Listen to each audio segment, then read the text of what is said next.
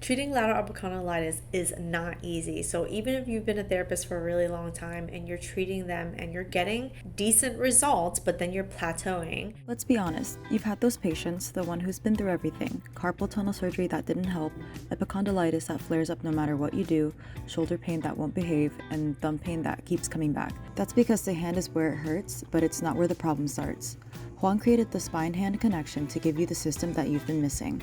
Join us in Austin on September 12th and 13th, where she will be covering spine anatomy that drives upper extremity symptoms, evaluation and differential testing so you can prove what's actually going on, and treatments that address the root cause, not just the symptoms. You've seen the pattern for years, now get the framework to finally fix them. The link is in the description for full details. It's not just you. It's a lot of us, right?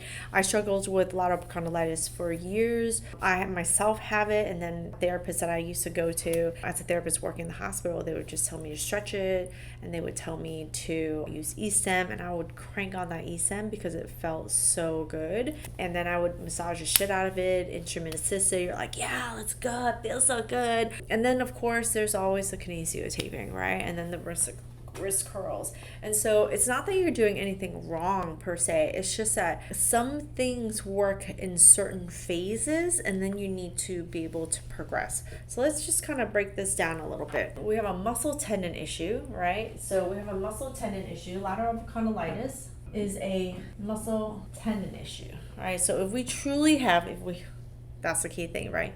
If we truly have a lateral epicondylitis, then we have a muscle tendon issue. Lateral epicondylitis also looks like nerve issues. So it can look like radial tunnel, right? And so one of our jobs as therapists is to rule out, do we have a muscle tendon issue or do we have more of a nerve issue? So the thing is that oftentimes we think, oh, is it this or is it this? But a lot of times, like in 20% of your cases, it is this and this, right? Not versus this. So we often tend to think it's one or the other, but most of the time, lateral epicondylitis are chronic in nature, so they've probably been happening for a year. They might feel it in the last couple of months. I mean, I've had people who tell me that they have had it for years and they'll do different things to help it. So a lot of your patients are going to try a bunch of different things, and whatever they try that works and doesn't work is an indicator to you as a problem solver in order to figure out like what else is going on.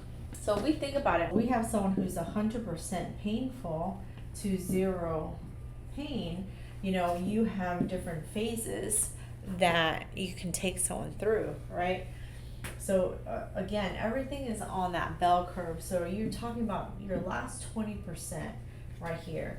If they have 20% of pain right here, this pain, when they come in this painful, you can grab that easy, right? You can take that down easy. You're like, oh, it's just a little trigger point massage, a little heat cold, e-stim, tape, blah blah blah, right? Whatever is in your quote unquote toolbox. And then what happens is it builds up your confidence, as it should, that says, hey, I do these XYZ things and it helps all of my patients. But it gets them to about here. It might even get them to about here, right? But then what happens is you have a patient who kind of gets better and gets worse, gets better and gets worse, right? How much better and how much worse they get just depends on how old they are, right? Their age, their activity level. And here's something that maybe you don't hear about, but I talk about this very often. It's your body type. It's your body type. So if you look at your lateral epicondylitis patients, a majority of them are loosey-goosey people. So I tell my patients there's two types of bodies. There's loosey-goosey people and stiff as a board people, right? So loosey-goosey people are going to be your hypermobile people. They have a lot of motion, right? Their MPs go beyond, their elbows go beyond zero. I have somebody right now who came in actually as a wrist pain patient, that was on his script, but he actually doesn't have any wrist pain.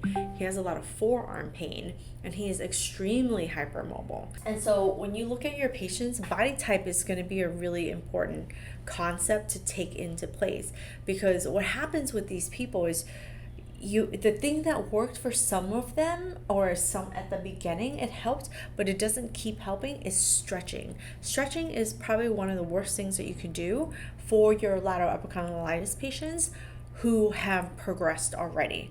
So again, the thing that helps somebody at the beginning parts of their recovery phase is not the same thing that helps them in the secondary phase, right? And so if you're then stretching and then strengthening, but then keep stretching, it's not going to help them. Their pain is going to keep coming back, or you can't get rid of that last 20%.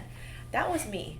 I was told constantly stretch, and I have old videos. If you want to go back 10 to 12 years, I have videos teaching people how to perfect their stretch. And I used to love that stretch, and it works like a charm when they're in the beginning phase. It also works for people who are stiff as a board. People who are stiff as a board, they respond very well to the stretching. They respond very well to the generic treatments, and you're going to get them to really like 20% better, and they're going to leave, right? Because they can do all that shit on their own. Now, they tend to come back because you might have missed something, or they might have missed something, or they might have stopped doing it because they feel better. So people get about 80% better, and then they leave their 20%, and then it eventually comes back, right? Which is one of the reasons why it is quote unquote chronic. So what you say and how you set expectations is extremely important at the beginning of the treatment. So you have to set expectations, right? Number one, and then you have to pick your activity, your prescribe. You have to prescribe your therapy very specific based on the phase that they're in, based on the phase and body type. And this is where most therapists get stuck. Like, their patients get a little bit better, but they run out of things to do because you're like, well, everyone tells me I gotta do wrist curls, and so you do wrist curls, and then you do a flexi bar because that works your forearm muscles, right? And again, you're not wrong, you're just not helping in this scenario with this particular diagnosis. Flexi bars can actually be really irritating to that. It might feel good in the moment, but then when later on they might get really irritated, because flexi bar doesn't just work the forearm, it actually works a lot of the shoulder. Right? So the order in which you're picking your exercises for your patients can make a big difference. The kind of exercises you tell them, like, for example, if you tell someone who's generally very weak to do 2 to 3 sets of 10 of the same exercises, and they kind of rush through it, their muscles are fatigued probably at 10. And so by 20 and 30, they compensate because their muscles are so weak. So your prescription could be like, let me do one exercise for 10 reps. Let me pick another exercise. So I'm going to give you an example. Let's say you do tricep exercises, right? You're like, oh, let me do triceps. So you do triceps 10, but you see them, sometimes people start to compensate. So then you might do 10, and then let's pick an internal rotation exercise, because internal rotation is stronger than external rotation. So you might pick internal rotation exercise, and you can use that 10, and then you can go back and forth, triceps internal, triceps internal, triceps internal, and then you go and you check to them and you say, oh, did that feel better, right? This is just an example of how I would break out an activity that I find that my patient is able to do. I'm not a huge fan, especially with lateral epicondylitis, to do wrist curls. I actually prefer I do all shoulder exercises with my patients, and it's through those shoulder exercises that then improve their wrists. And then once their wrist improves, then I'll do some wrist or forearm exercises. But the order in which you exercise makes a really big difference, and how you prescribe it to them makes a really big difference as well. If it's a really active person, then I'm going to make their exercises more, not aggressive, but more advanced, right? So their positioning might be a really good one. So instead of doing bands over here, I might be doing bands this way. I might do like sitting with my leg up like this, and then doing internal and external rotation in an abducted, but including like trunk and spine. There's a lot of variations. And so part of your job as a therapist is to be able to see where your patients are based on their age, based on their activity level, and based on their body type. And then you look at their phase and say, what phase are they in? If they're in the beginning phase, like anything you do, you chuck shit to the wall, it's gonna work. But that makes you overly confident to think, oh my God, that same shit's gonna work over here when they're 20% better, and it isn't, right? part of our job is to figure out, is it a muscle tendon issue or is it a nerve issue? And a lot of times you'll find it is both. And so the phase that you go through here with muscle tendon issues really helps. But then the last little bit might be a shoulder, and it might be neck, right? It might be shoulder and neck. I'm going to include the link. I am running a 2-day spine to hand connection workshop. I'll include the link in here. I don't know when you're going to watch this, but I'm teaching it.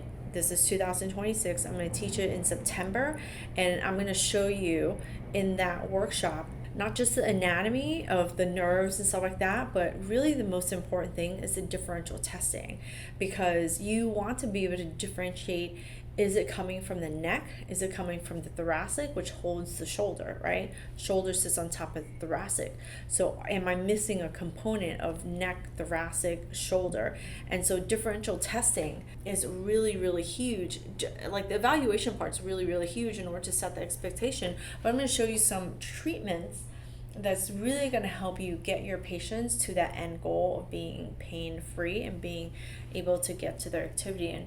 And you, like as therapists, I feel like this is not a beginner class. This is a little more intermediate, advanced class. But you're working with these patients and you just can't seem to get it. It's because there's something missing.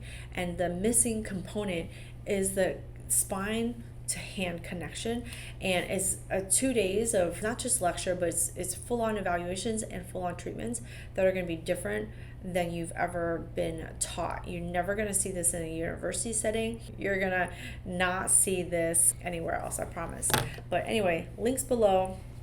If you want to start with me, inside the mentorship is where I go over a lot of the treatments, how you can think through your cases and treat. It's not just anatomy. Anatomy is the foundation of everything, but then you have to be able to evaluate and then provide the correct treatment in order to get great results. The mentorship program is really great, but this 2-day course that I'm teaching is very specific to the spine and hand connection. So anyway, if you like things like this, like, subscribe, do all the things. But if you want to work with me personally, my name is Huang. I'm an occupational therapist and certified hand therapist. And I started diving into this when I opened my therapy clinic 12 years ago, because our patients really want to get better and you have the capacity to really help them. So thanks for watching. Until next time.